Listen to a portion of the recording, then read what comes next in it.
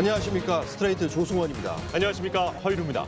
새해 첫 방송입니다. 스트레이트는 한국 사회가 마주한 가장 시급하고 어려운 숙제를 첫 방송 주제로 골랐습니다. 바로 코로나19와 불평등입니다. 김지영 기자 나와 있습니다. 안녕하세요. 안녕하세요. 이 불평등, 상당히 좀 마음이 무거워지는 주제입니다. 이 코로나19 때문에 더 심해지고 있다는 거죠? 네, 그렇습니다. IMF 때도 그랬고 2008년 국제금융위기 때도 그랬습니다. 경제 위기가 닥칠 때마다 불평등과 양극화가 더 심해졌습니다. 이번 코로나19 사태 때도 똑같은 일이 벌어지고 있는 거네요. 네, 그렇습니다. 다른 점이 있다면 양극화가 훨씬 더 전면적이고 속도도 빠르다는 점입니다. 소득과 자산 이런 분야는 물론이고요. 교육을 포함해서 삶 전체에서 격차가 빠르게 벌어지고 있습니다. 양극화가 더 심해진다는 건 이 한쪽에서는 코로나19 때문에 삶이 너무 힘들어지고 또 반면에 다른 한쪽에서는 오히려 더 큰 돈을 번다 이런 얘기 아니겠어요? 네, 부자들에게는 코로나19 위기가 오히려 돈을 더 많이 벌 수 있는 기회입니다. 그럼 먼저 그 코로나19 위기에서 부자들은 어떻게 돈을 더 많이 벌고 있는지 그 얘기부터 보시겠습니다. 서울 강남의 한 백화점 명품 매장. 평일 오전인데도 손님들이 줄을 서서 기다리고 있습니다. 한 명품 시계 매장은 예약이 꽉 찼습니다. 2시간 넘게 기다려야 물건을 볼 수 있습니다. 얼마나 기다려야 돼요? 현재 2시간 정도 기다리셔야 될 것 같아요. 15팀이 있습니다. 15팀이 2시간 정도? 네. 이런 현상은 슈퍼카 판매량에서도 볼 수 있습니다. 한 대에 3억 원이 넘는 슈퍼카의 대명사 람보르기니. 1년 전보다 75% 더 많이 팔렸습니다. 역시 3억 원이 넘는 벤틀리는 130%, 즉 2배 넘게 더 많이 팔렸습니다. 1억 원이 넘는 포르쉐의 판매량도 85% 늘었습니다. 코로나19 사태로 전체 소비 지출은 줄어들었는데 유독 초고가 명품 시장은 화랑입니다. 왜 그럴까? 코스피 지수가 사상 처음으로 3,000을 돌파했습니다. 지난해 3월 1,400대까지 떨어졌던 지수가 1년도 안 돼 2배 넘게 오른 겁니다. 실물 경제는 코로나19 사태로 마이너스 성장을 기록했는데 주가는 사상 최고치를 기록한 이상한 현상. 누가 돈을 벌었을까? 수백억 원대 자산을 보유한 이른바 슈퍼개미 배진환 씨. 그에게 코로나19 사태 이후 돈을 얼마나 벌었는지 물어봤습니다. 배 씨는 자기가 투자한 한 기업의 주식 거래 내역을 보여줬습니다. 3월에 1,400원이던 주가는 연말에 7배가 올라 거의 10,000원이 됐습니다. 주식 일부를 팔아 이 종목 하나에서만 15억 원을 벌었습니다. 그럼 전체 수익률은 어느 정도일까? 저 같은 경우는 거의 100% 가까이 증가했습니다. 코로나 전후로 100% 정도가 그러면 증가 2배가 늘었다는 말씀이세요? 코로나 전 그렇게 예를 들면 1월달 올 1월달부터 좀 그런 것 같아요. 1월달부터 회사기 전에 한 200% 수익이 났고요. 진짜 그렇게 많이 벌었을까? 증거를 보여달라고 요청했습니다. 배 씨는 잠시 망설이다 여러 개의 주식 계좌 가운데 하나만 살짝 보여줬습니다. 코로나 사태가 터진 지난해 1월 96억 원이었던 이 계좌는 연말에 190억 원으로 불어나 있었습니다. 정말 2배가 돼 있었습니다. 계좌 하나에서 번 돈만 100억 원. 그럼 1년 동안 벌어들인 총액은 얼마일까? 배 씨는 정확한 액수를 밝히는 건 거절했습니다. 그는 자기가 큰 돈을 번 건 시중에 풀린 엄청난 돈의 힘이라고 했습니다. 제일 중요한 거는 제일 돈의 힘이죠. 돈의 힘인데 돈을 한국에서 많이 찍어대고 금리도 많이 인하를 했잖아요. 그러면 돈이라는 거에 그래서 지금 우리가 옛날에 10,000원짜리 하나를 갖다 지금 10,000원짜리 2개가 돌아다니고 있는 거거든요. 유동성이 이렇게 넘쳐날 때는 돈을 가만히 들고 있으면 그 금리 은행에 넣어봐야 제로 금리잖아요. 거의 1%, 2% 많이 받아요. 2% 받는데 그래서 그걸 들고 있으면 돈이 계속 까지죠. 위기는 언제나 부자들에게는 기회였습니다. 배 씨는 이미 IMF 외환 위기 때 경험했습니다. 그때 나라가 망한다는 기사들이 막 많이 나왔어요. 그때 돈이 그때 한 500만 원 모여진 게 있어서 처음 그 당시에 주식도 잘 모르면서 주문을 넣고 했던 게 그 당시에 한 6개월 만에 한 10배가 올랐던 것 같아요. 지금 코로나 같을 때도 남들이 다 버릴 때, 남들이 위기일 때 제 같은 경우에는 더 샀기 때문에 이렇게 수익이 더 좋아졌고요. 시중에 풀린 돈은 주식시장뿐만 아니라 부동산 시장에도 쏟아져 들어왔습니다. 2020년 1년 동안 서울 강남의 빌딩 가격이 폭등했습니다. 아파트로 규제가 집중되자 이번에는 돈이 빌딩으로 몰린 겁니다. 국정농단 사건의 주역 최서원 씨가 갖고 있던 서울 강남구 신사동의 건물. 최 씨는 2년 전 감옥 안에서 이 건물을 126억 원에 팔았습니다. 그런데 스트레이트가 중개업체에 확인해보니 이 건물이 지난해 10월 232억 원에 거래됐습니다. 신사동의 또 다른 건물. 2007년 5억 9천만 원에 거래됐는데 작년 3월 25억 원, 그리고 5월에는 30억 5천만 원에 거래됐습니다. 2달 만에 5억 원 넘게 올랐습니다. 논현동의 또 다른 건물. 2016년 17억 원에 거래됐는데 작년 6월 31억 원에 팔렸습니다. 3.3제곱미터당 1억 원이 넘는 가격입니다. 서울의 상업용 부동산 거래액은 코로나 사태가 터진 작년에 16.4% 늘었습니다. 돈은 특히 강남 3구로 몰렸습니다. 거래액의 43%가 강남 3구 빌딩이었습니다. 강남 지역의 건물들은 매물로 나오자마자 돈뭉치를 들고 와 사려는 사람들이 줄을 선다고 합니다. 나 먼저 가계약금 보낼 테니까 나 그 물건 좀 잡아주세요. 내가 살게요. 라고 하듯이 건물 쪽에서도 그런 현상들이 일어납니다. 예, 그래서 매물 품귀 현상이라는 게 너무 심각하고 또 갖고 있는 분들이 팔지 않으려고 하고 또 이익이 실현됐지만 앞으로 더 오를 걸 예상하고 있기 때문에 자연스럽게 그런 현상들이 일어납니다. 근데 초저금리 시대. 한국은행 기준금리는 지난해 3월만 해도 1.25%였지만 5월에 0.5%로 내려왔습니다. 미국의 시중 통화량은 작년 말 기준 19조 3천억 달러로 연초보다 20%가 늘었습니다. 한국 역시 미국보다는 증가량이 작지만 작년 10월 기준 3,150조 원으로 1년 만에 9.7% 늘어서 사상 최대치를 기록했습니다. 하지만 이렇게 풀린 돈은 부자들의 배를 불리고 있습니다. 서민들에게는 남 얘기일 뿐입니다. 저금리라는 걸 이용할 수 있는 거는 가지고 있는 계층이지 않습니까? 그러니까 돈이 있는 분들이 이제 더 그 저금리를 적극적으로 활용할 수 있고 투자 기회를 훨씬 더 많이 만들 수 있는 거죠. 근데 이제 어려우신 분들은 코로나19 때문에 이제 생계까지 어려워지니까 그런 어떤 자산 시장에 투자할 여력은 없는 거죠. 자산 가격의 폭등은 상대적 박탈감을 키웁니다. 벼락거지. 집을 사지 못한 무주택자들이 스스로를 부르는 말입니다. 결혼을 2달 앞둔 30대 중반의 공무원. 집을 사지 못했습니다. 전세도 간신히 구했습니다. 3억이라는 돈이 적은 돈도 아니고 일반 월급으로 받으시는 분들은 그래도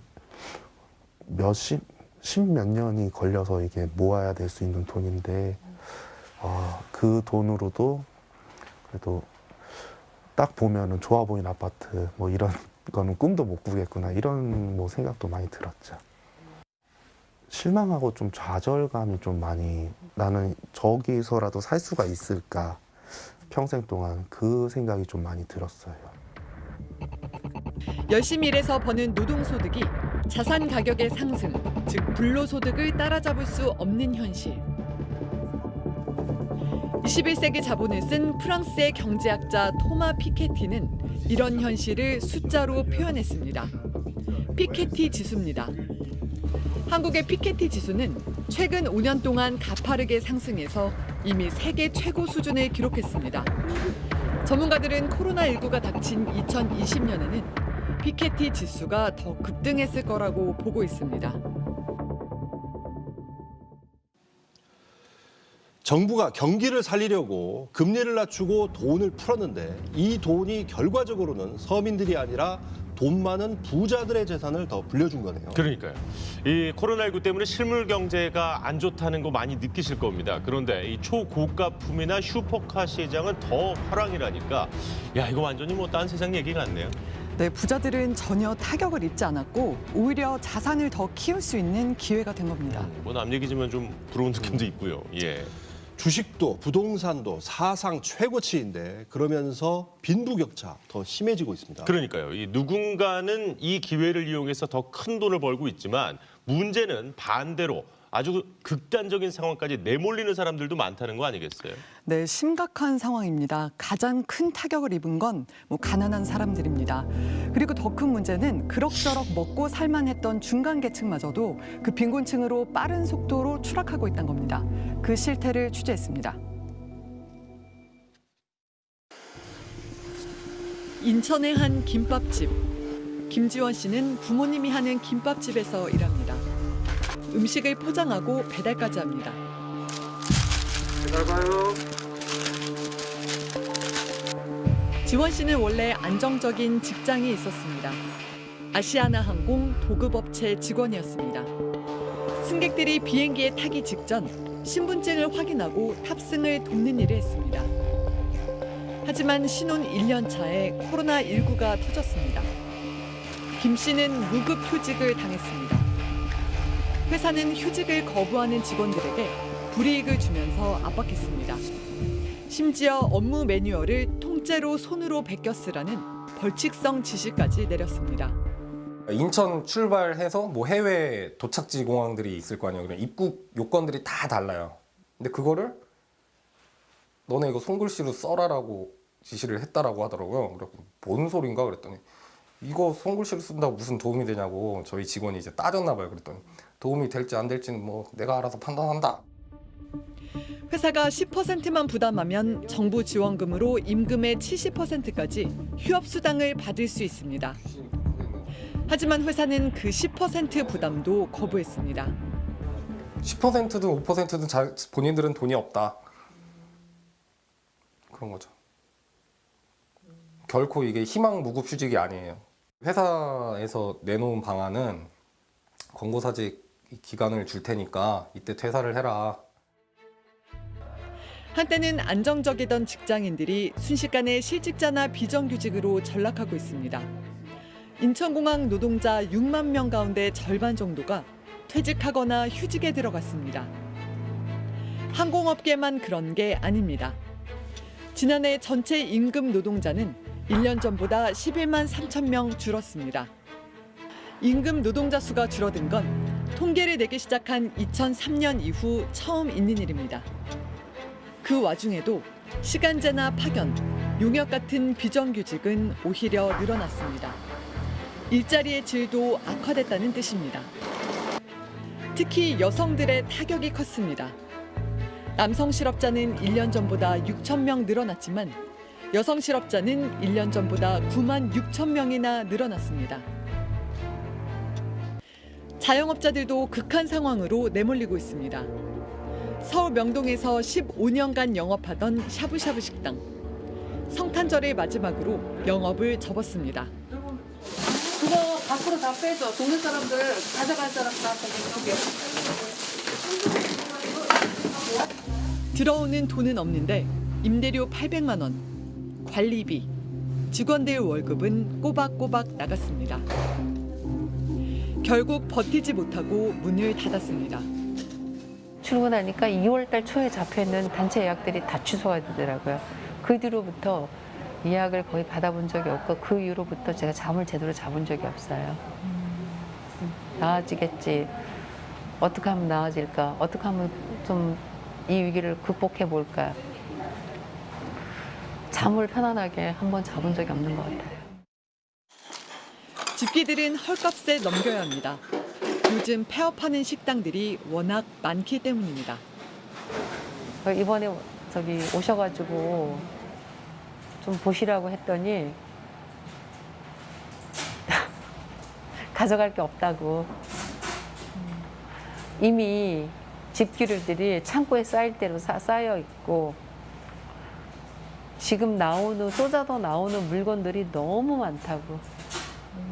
그래서 주방에 들어있는 거 뭐 작년에 그 새로 샀던 육설기나 뭐 숙성고 그다음에 그런 거 외에는 이 전체 집기를 200만 원 주겠대요. 서울 통인동 커피 공방. 석 달 전 스트레이트가 임대료 문제로 찾아갔던 그 가게입니다. 한때 잘 나가던 사장님이었지만 지금은 파산 위기입니다.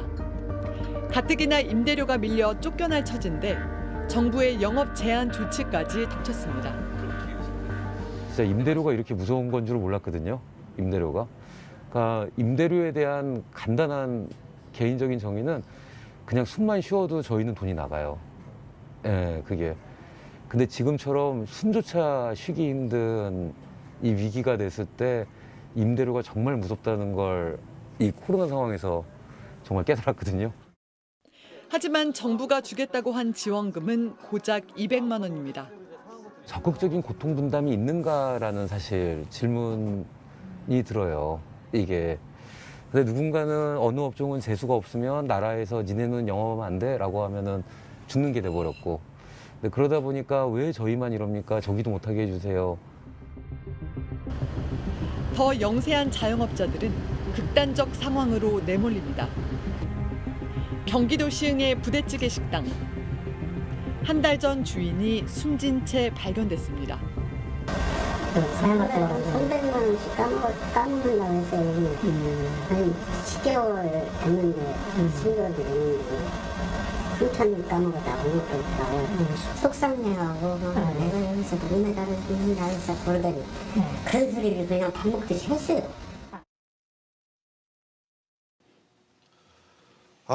정말 안타깝습니다. 먹고 살만하던 사람들이 순식간에 파산하거나 빈곤층으로 떨어지는 일이 곳곳에서 벌어지고 있습니다. 네. 근데 이게 저분들 잘못이 아니잖아요. 어떻게 보면 우리 사회 전체의 방역을 위해서 희생을 하고 있는 거 아닙니까? 네, 잠시 뒤에 이 문제를 좀 더 자세히 살펴볼 텐데요. 이 정도면 정부와 우리 사회가 누군가에게 희생을 강요하면서 나 몰라라 하고 있는 건 아닌가 하는 생각도 들었습니다. 그러게요. 지원금 200만 원이요? 아니 그걸로 대체 뭘 하겠습니까? 한 달 임대료도 안 될 텐데요. 그러니까요. 이런 불평등이 사회 곳곳에서 더 심해지고 있습니다. 어른들도 문제지만 아이들도 걱정이에요. 그러게요. 학교가 사실상 문을 닫은 지 1년이 다 돼갑니다. 학교 못 가고 집에만 갇혀있는 아이들 참 안쓰럽습니다. 네, 그 문제도 심각합니다. 지금 공교육이 사실상 멈춰 있습니다. 그러다 보니까 교육 격차도 점점 더 벌어지고 있습니다. 지금부터 그 실태를 자세히 살펴보겠습니다. 수원에 있는 서윤이, 서진이네 집. 서윤이는 초등학교 4학년, 서진이는 3학년입니다. 아침 일찍 일어나자마자 책상에 앉아 온라인 수업을 준비합니다. 아침 식사 뒤에도 바로 컴퓨터 앞에 앉았습니다. 온라인으로 화상 수업에 참여합니다. 이거는 어디 보자. 5명이 없네요. 4학년 서윤이는 먼저 손을 들고 발표도 합니다. 혹시 내가 쓴 거 친구들한테 한번 좀 이야기하고 싶어서 발표하고 싶어서. 그래 서윤이 얘기해보세요. 자기 자신의 자유를 조금 제한하더라도 남의 자유를 위해서 피해를 줄여야 한다. 네, 좋습니다. 책이랑 관련된 그런 좀 발표였습니다. 3학년 서진이도 온라인 수업에 잘 적응하고 있습니다. 촐랑촐랑촐랑 설레는 내 몸 촐랑촐랑촐랑 자랑하고 싶어. 나는 사랑에 빠졌어. 점심을 먹고 나면 화상으로 영어학원 강의를 듣습니다. 혼자 수학 문제도 풉니다. 몸만 집안에 있을 뿐 코로나가 닥치기 전 생활 습관을 거의 그대로 지키고 있는 겁니다. 컨트롤하지 않아도 아 내가 이걸 해야 되겠구나 이런 책임감, 그다음에 자기주도 학습 이런 게 되게 잘 돼서 저는 그게 오히려 조금 낫긴 하더라고요. 하지만 이렇게 모범적으로 잘 적응하는 아이들이 과연 얼마나 될까? 이번엔 초등학교 4학년인 한 쌍둥이 자매 집에 찾아갔습니다. 얘들아 일어나. 5분만 있다가 일어나야 돼. 집에 책상이 따로 없습니다. 한 명은 안방 바닥에 앉아서 또 한 명은 작은 식탁에 앉아서 각자 온라인 수업을 준비합니다. 그런데 집에 컴퓨터가 없습니다. 태블릿도 없습니다. 두 아이 모두 작은 휴대전화로 화상 수업에 참여합니다. 인사하고 수업 시작할게요. 오늘은 수업에 잘 접속했지만 엄마도 아이들도 기기 조작이 서툴러서 접속하지 못한 적이 여러 번이라고 합니다. 줌이라든지 이합수라든지 이제 그게 뭐 아이디라든지 뭐 계정을 만들어서 들어가고 해야 되는데 핸드폰을 잘 할 줄 모르고 쓸 줄 모르니까 맨날 주위에 누구한테 도와달라고 하고 이제 하다 안 되니까는 선생님한테 직접 뛰어가서 이제 선생님 죄송하지만 이것 좀 해달라고 그러고 예. 그런 식으로. 몇 번이나 하셨어요? 10번도 넘을걸요. 휴대전화 화면이 작아서 잘 보이지도 않습니다. 아이들도 좀처럼 집중하지 못합니다.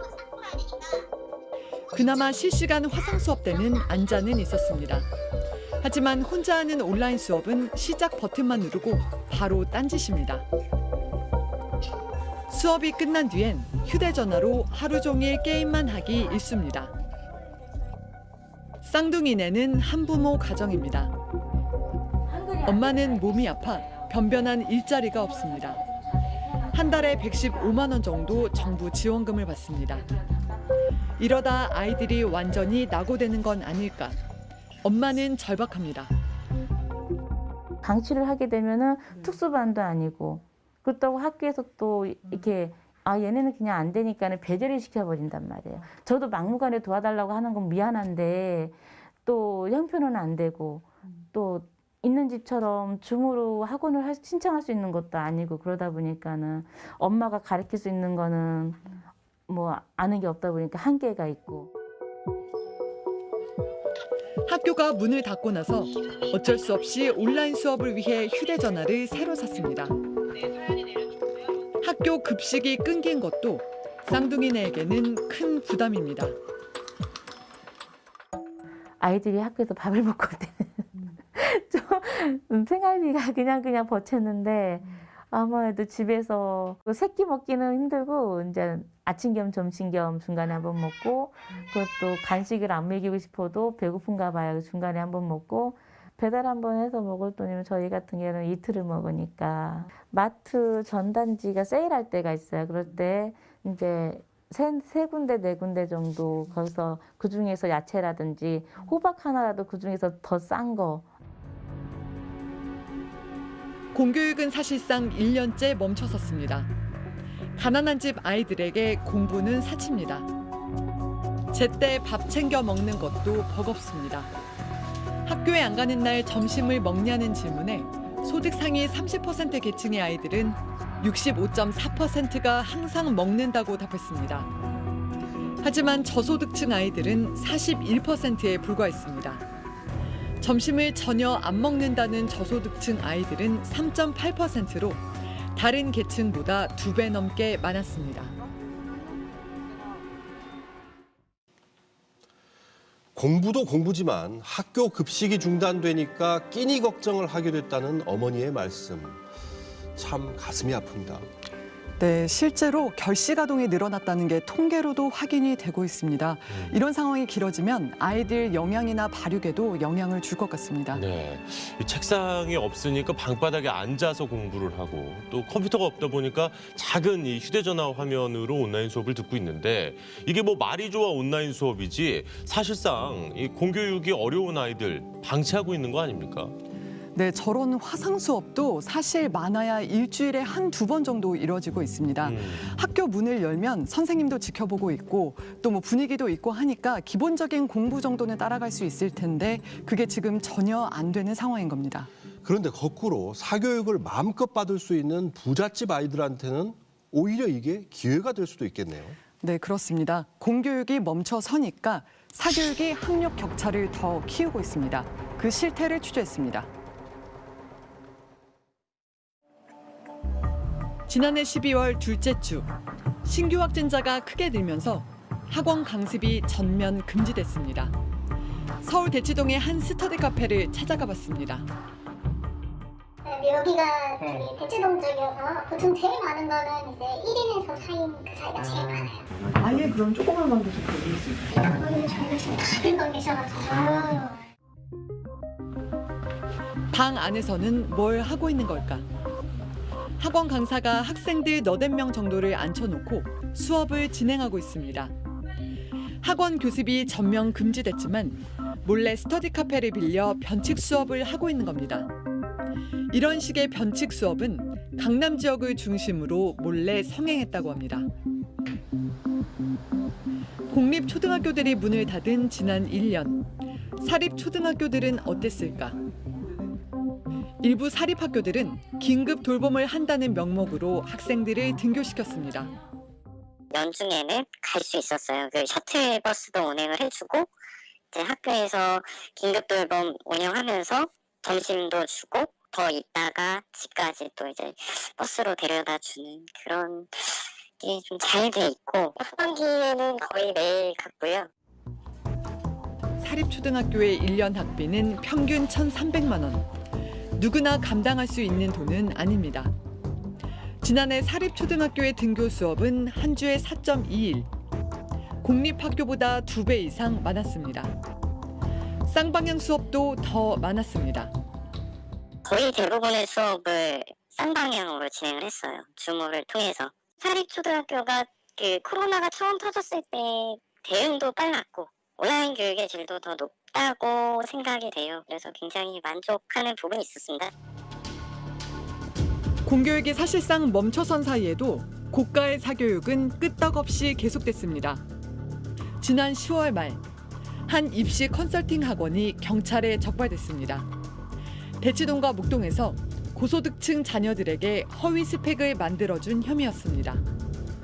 논문도 대신 써주고 발명품도 대신 만들어줬습니다. 심지어 창업 경력을 만들어주려고 창업까지 대신 해줬습니다. 또 블로그에 창업을 한다거나 아니면 다른 이제 더 많은 스펙을 쌓기 위해서 그렇게 2천만 원, 3천만 원 이렇게 드리기도 하죠.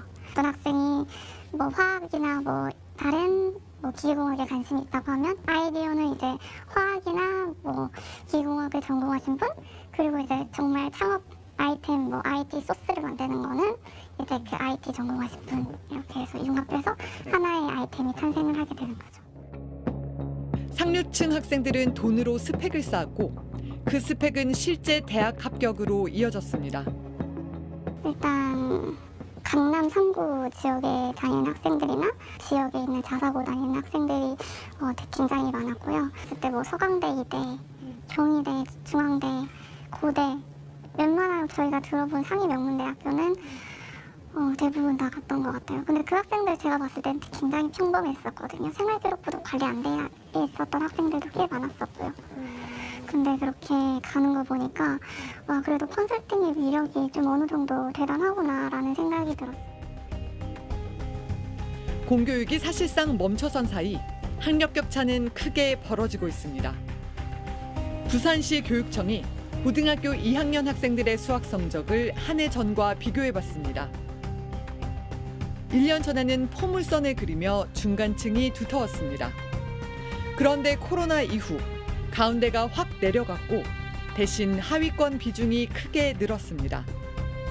상위권 학생의 비율은 더 높아졌습니다. 상위권과 하위권 격차도 더 벌어졌습니다. 중위권의 학생들이 이렇게 빨간색 부분으로 하위권으로 완전히 많이 이동하고 상위권으로 일부 이동했죠. 이런 것들을 보면 확실히 중위권이 이만큼 줄어들었으니까 두꺼운 중위권 아이들이 없어지는 것들이 상당히 문제인 거죠. 그러니까. 서울시 교육청의 조사에서도 일선 교사의 84%가 원격 수업으로 학력 격차가 심해졌다고 답했습니다. 한때는 교육이 계층 이동의 사다리였습니다. 안 그래도 이게 무너진다는 우려가 많았는데 코로나19가 결정타를 날린 것 같습니다. 네, 미국 워싱턴 포스트가 코로나 위기를 역사상 가장 불평등한 불황이라고 표현을 했습니다. 우리가 어느 계층에 속하고 또 어떤 일을 하는지에 따라서 전혀 다른 시대를 살게 되는 것 같습니다. 그러게 말이에요. 누구는 코로나19 때문에 더 많은 돈을 벌고 또 누구는 오히려 빈곤층으로 추락하고 있으니까요. 교육마저 저렇게 격차가 벌어지면 그 후유증은 다음 세대까지 이어질 텐데 이거 제대로 회복될 수 있겠습니까? 네, 언젠가는 코로나19 위기도 끝나는 날이 올 텐데요. 더 심각한 문제는 그 다음입니다. 이렇게 격차가 한번 크게 벌어지면 이 격차를 다시 좁히는 건 쉽지 않기 때문입니다. 그래서 이 K자 회복, 누군가는 훨씬 빠르게 회복을 하고 또 반면에 누구는 더 추락할 거다. 이런 이 우울한 전망도 나오고 있어요. 이럴 때일수록 정부 역할 중요한 거 아니겠습니까? 네, 다른 나라들을 보면 격차 해소를 위해서 엄청난 재정을 투입하고 있습니다. 근데 그런 것과 비교해 보면 한국 정부의 대응이 너무 소극적입니다. 지금부터 그 얘기를 보시겠습니다. 지난 6월 9일 문재인 대통령이 불평등에 대해 입을 열었습니다. 위기는 가난하고 어려운 분들에게 특히 가혹합니다. 위기를 극복하는 과정에서 불평등이 심화된다는 것이 공식처럼 되어 있습니다. 우리는 과거 외환 위기와 글로벌 금융 위기를 겪으면서 위기 극복에는 성공했지만 그때마다 소득 격차가 벌어졌던 역사적 경험을 가지고 있습니다. 위기가 불평등을 키운다는 공식을 반드시 깨겠습니다. 오히려 위기를 불평등을 줄이는 기회로 삼겠습니다. 7개월이 지난 지금 대통령의 약속은 지켜졌을까? 지난 화요일 실내 체육업 종사자들이 거리에 섰습니다. 주황색 죄수복을 입었습니다. 이들은 자기들을 벼랑으로 내몰고 있는 게 바이러스가 아니라 바로 정부라고 했습니다. 뒤를 돌아보면 빚더미와 폐업이라는 청기 낭떠러지만 남아있죠. 한데 자꾸 누군가가 앞에서 총구를 들이밀며 벼랑 끝으로 떨어지라고 위협을 하고 있습니다. 그 누군가는 저희에게는 코로나 바이러스가 아니라 바로 정부임을 알아주십시오. 바이러스와의 전쟁. 그 전쟁의 최전선에 자영업자들의 희생이 있습니다. K-방역의 성과는 우리 사회 전체가 누리지만 고통은 일부에게만 강요하고 있는 겁니다. 그러나 정부 지원은 여전히 소극적입니다. 임대료 문제만 해도 건물주의 선한 의지에만 기댈 뿐 정부가 나서서 뭘 하겠다는 건 없습니다. 정부가 내놓은 대책은 이번 3차 긴급 지원 역시 최대 300만 원이 전부입니다. 한 달치 임대료만 내면 끝입니다. 방역 모범 국가가 되는데 피해를 입은 희생을 감내해야 하는 자영업자들이 있었습니다. 하지만 지금까지 그 피해를 감내해온 자영업자들에 대한 제대로 된 보상 한 번도 이루어진 적이 없습니다. 지원이 아니라 보상이 필요합니다. 다른 나라들은 어떨까? 먼저 독일. 코로나 사태로 문을 닫거나 배달만 하게 된 자영업자에게 임대료와 인건비 같은 고정 비용의 최대 90%를 세금으로 지원합니다. 캐나다. 임대료의 절반은 정부가 지원합니다. 나머지 절반은 임대인과 임차인이 25%씩 부담합니다. 호주. 정부가 건물주에게 세금과 공과금을 줄여주고 그만큼 임대료를 깎아주도록 하고 있습니다. 방법은 조금씩 다르지만 한국과 달리 모두 정부가 적극적으로 세금을 써서 지원하고 있는 겁니다. 한국도 아이디어가 없었던 건 아닙니다. 방역 2단계 이상 적용 기간에 한해 건물주와 임차인 그리고 국가가 각각 3분의 1씩의 재정 부담을 지는 것도 가능할 것입니다. 국회와 여야 정당들이 합의하면 대통령이 긴급 경제 명령으로 실행하는 방향으로 순서를 밟을 수 있을 것입니다. 하지만 그때마다 번번이 보수 언론과 재정 관료들의 반대에 부딪혔습니다. 재정 건전성, 즉 나라의 빚이 많아지면 위험하다는 논리였습니다. 지난 12월 OECD가 발표한 주요 국가의 GDP 대비 재정 적자 규모, 영국 17%, 미국 15%, 스페인 12%, 일본 10.5%입니다. 한국은 4.2%로 매우 적은 편입니다. 더 많은 재정을 쓸 여력이 있다는 뜻입니다. 지금 상황에서는 불가피하고요. 재정 건전성을 우려하면 보수 언론이 세금 올리자는 이야기를 해야 된다고 생각이 돼요. 더 상황이 좋은 분들이 더 세금을 더 내서 재정 걱정을 덜자. 그렇게 말하는 게 보수 언론이 해야 될 이야기라고 생각이 됩니다. 사상 유례 없는 팬데믹 사태. 누군가는 큰 고통을 받지만 누군가는 전례 없는 호황을 누립니다. IT, 바이오, 비대면 사업은 오히려 사상 최고의 호황을 누리고 있습니다. 그래서 전 세계적으로 사회 연대세 도입 논의가 활발합니다. 유럽은 이미 구글과 아마존 등 대형 플랫폼 기업에 세금을 더 물리는 논의를 하고 있습니다. IMF는 고소득자와 대기업에 대한 누진세 강화를 주문했고 세계은행도 누진세 강화가 코로나 위기 극복을 위한 재정 지출과 불평등 완화에 도움이 된다고 강조했습니다. 우리 사회 많은 사람들의 관계 속에서 나의 고소득이 발생한 거고 우리 기업의 이윤이 발생한 것이기 때문에 이런 재난 시기에는 이윤과 소득이 더 많은 분들이 전체 우리 사회 지속 가능성과 사회 연대의 취지에서 더 내달라고 요청하고 또 그거에 해당되시는 분들도 흔쾌하게 좀 수용해 줬으면 좋겠고요. 바이러스가 양극화와 불평등을 더 키우고 있습니다. 각자 알아서 살아남으라고 하는 건 건강한 공동체의 모습이 아닐 겁니다.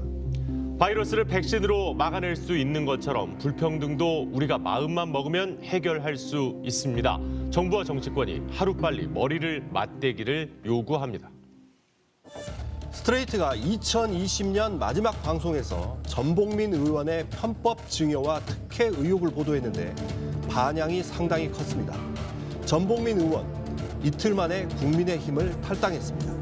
제대로 해명하지 않고 탈당으로 무마하려는 시도.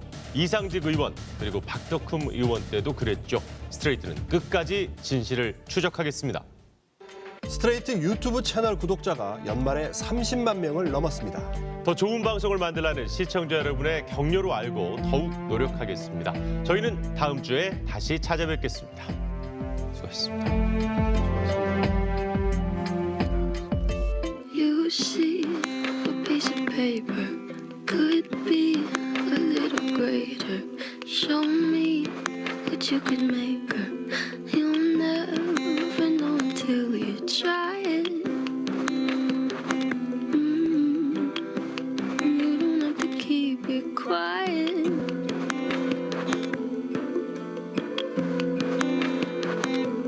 And I know it makes you nervous, but I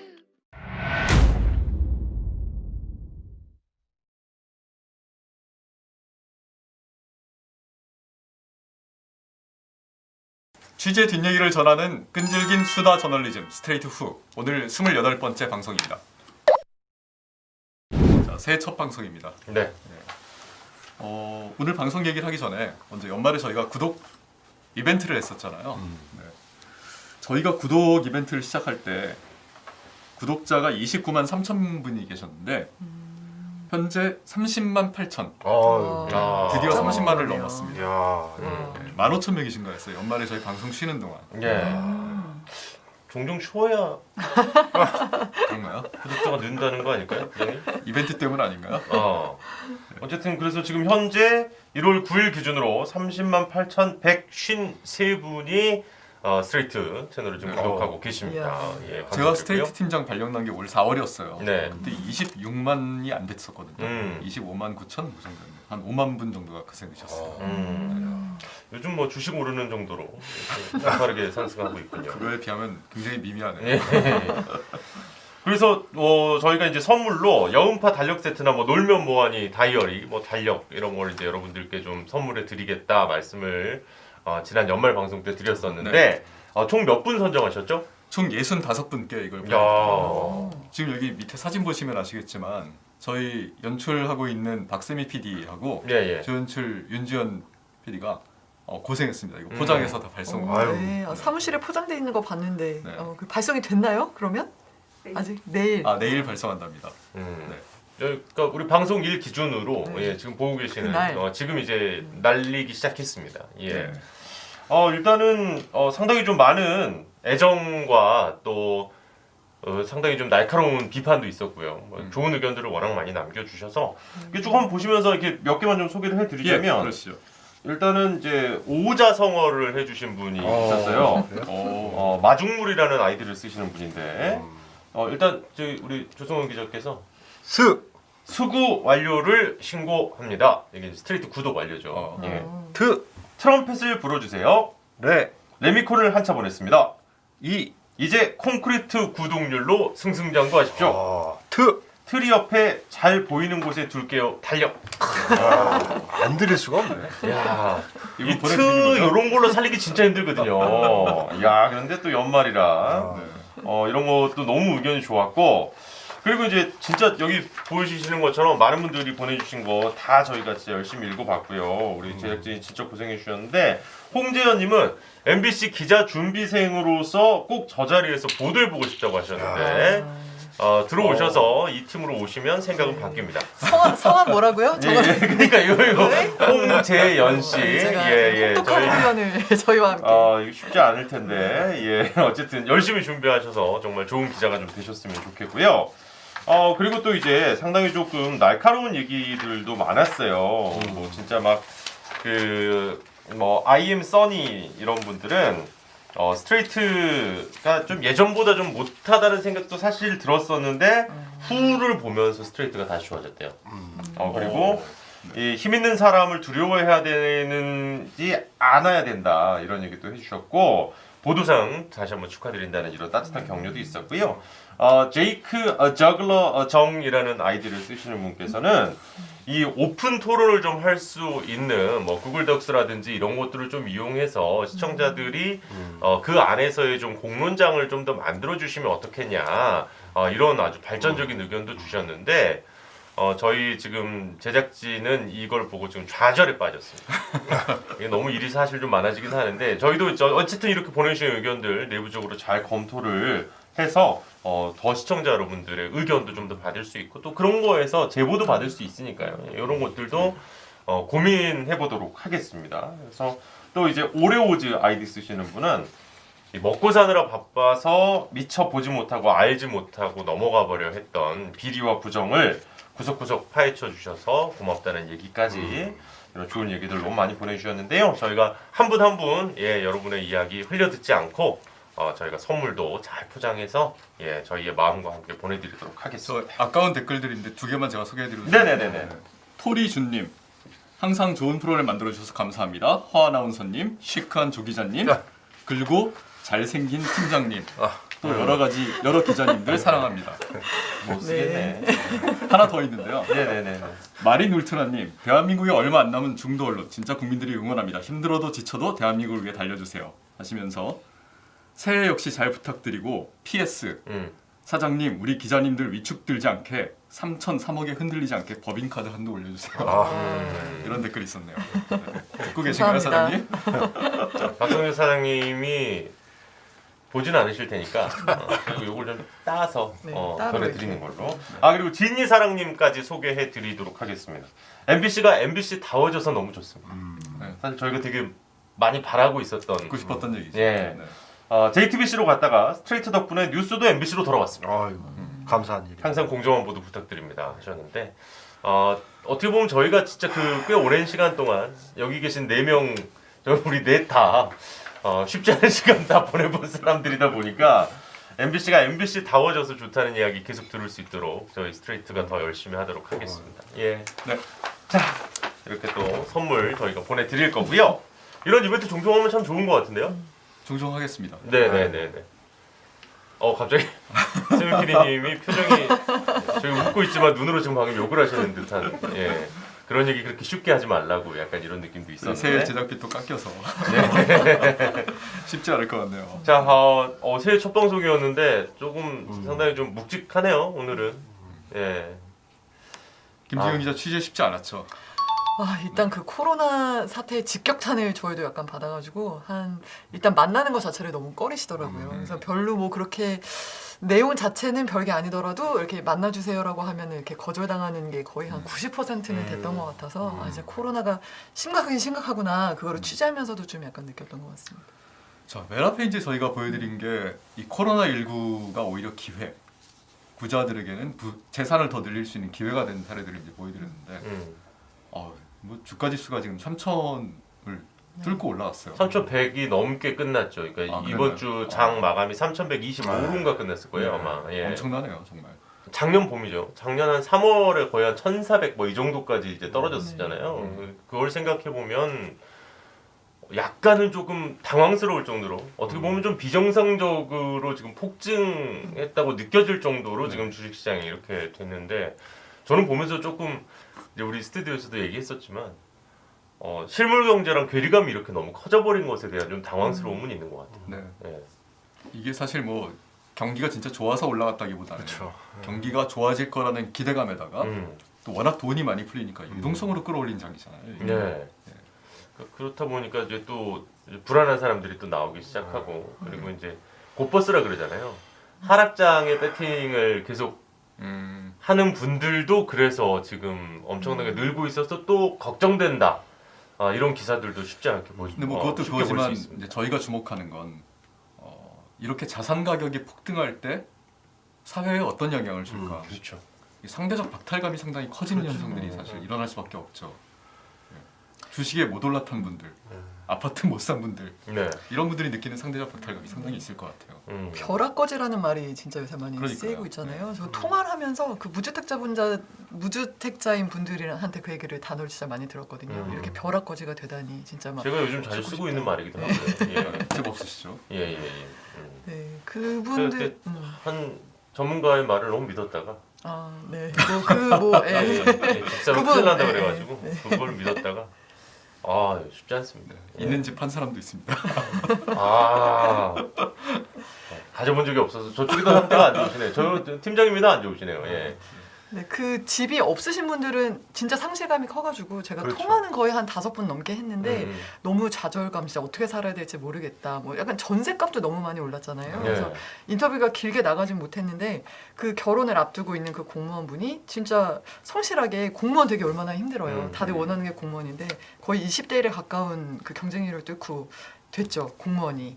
그리고서 이제 한 7-8년 사귄 여자친구랑 올 3월에 결혼을 하기로 했어요. 근데 둘이서 열심히 저축을 하고 독립도 안 했대요. 그 돈을 모으기 위해서. 부모님이랑 쭉 같이 살았던 거예요. 그래서 둘이서 모은 돈이 한 1억 정도. 1억 원이라는 돈도 뭐 그렇게 결코 적지 않은 돈이잖아요. 근데 그 돈을 가지고 이제 결혼을 앞두고 뭐 이렇게 집을 구하러 다녔는데 1억짜리 전세가 어디 있습니까? 사기는커녕. 그래서 정말 고생을 하고 나머지는 다 대출로 간신히 3억 2천짜리 뭐 전세를 구했는데 거의 뭐 결혼도 포기할 뻔하고 뭐 되게 내가 어떻게 살았나. 뭐 이 사례가 보여주는 게 사실 공무원이면 우리 사회에서 누구나 부러워하는 안정적인 직장이잖아요. 그러니까 열심히 일해서 월급 따박따박 들어오고 해고될 걱정 없고. 그런데 이런 분들조차 이제 박탈감을 느끼는 거예요. 일해서 번 노동소득으로 도저히 따라잡을 수 없을 만큼 자산 소득이 가파르게 증가하니까. 그렇죠. 주식 제가 슈퍼개미분 만났잖아요. 주식이 올랐다 했는데 그게 실제로 숫자가 정말 계좌 하나에서만 100억에서 약간 200억 가까이 된 걸 보니까 정말 이게 현실인가? 너무 놀랐더라고요. 이 숫자가 뭐지? 그러니까 한 달에 100만 원 이상 저금하기 쉽지 않거든요. 일반적인 회사원들이. 그죠? 예를 들어서 200만 원을 정말 아끼고 저금을 했다고 쳤을 때 200만 원씩 1년을 그냥 꼬박 모으면 2,400만 원이거든요. 1억을 모으려면 5년 가까이 모아야 되는 거잖아요. 그럼 그 5년 사이에 최소 전세가 2년이니까 2번 정도는 전세 갱신을 해야 된다는 건데 아무것도 못하는 거예요. 저희가 기사에서 이제 소개해드렸지만 그 토마 피케티, 네. 2014년에 21세기 자본이라는 책으로 이제 벼락 스타가 되신 경제학자죠. 벼락 이런 얘기 오늘 좀 우리 그만합시다. 벼락. 예. 좋은 의미도 있습니다. 네, 벼락 스타. 네. 네. 근데 이제 이 학자의 그 피케티 지수라는 게 있어요. 뭐 아주 단순화시켜 설명드리자면 한 국가의 총 소득과 총 자산의 비율입니다. 근데 이게 이제 빠르게 올라가고 있다는 건 무슨 의미냐면 소득이 느는 속도에 비해서 자산이 늘어나는 속도, 그러니까 돈이 돈을 버는 속도가 훨씬 빠르다는 의미입니다. 근데 한국 사회가 물론 그 책에서 이제 한국을 뭐 계산해 보진 않았지만 이 책을 보고 여러 학자들이나 뭐 의원식이나 한국은행 자료를 이용해서 한국은 피케티 지수가 얼마나 될까 계산을 해봤어요. 근데 세계 최고 수준입니다. 그리고 상승 속도도 굉장히 가파르게. 그러니까 그 말을 뭐 풀어보자면은, 그러니까 지금은 월급 열심히 모아갖고는 도저히 따라잡을 수가 없어지고 있다라는 얘기잖아요. 네, 그 얘기입니다. 그래서 피케티라는 분도 원래는 뭐 이렇게 뭐 본인이 이제 혹시 21세기 자본이라는 그 책 제목을 달아서 그 마르크스의 자본론의 후속편이냐, 혹시 사회주의자냐 이런 오해도 많이 받았지만 본인은 아니라고 했고요. 원래 이제 보수 우파 경제학자로 본인은 이제 처음에는 그렇게 자리매김됐던 분인데 이분이 최근에 하는 얘기를 들어보니 세금 얘기를 하시죠. 네. 이런 정도의 사회면은 세금을 지금처럼 매겨가지고는 도저히 불평등을 해소할 수가 없다.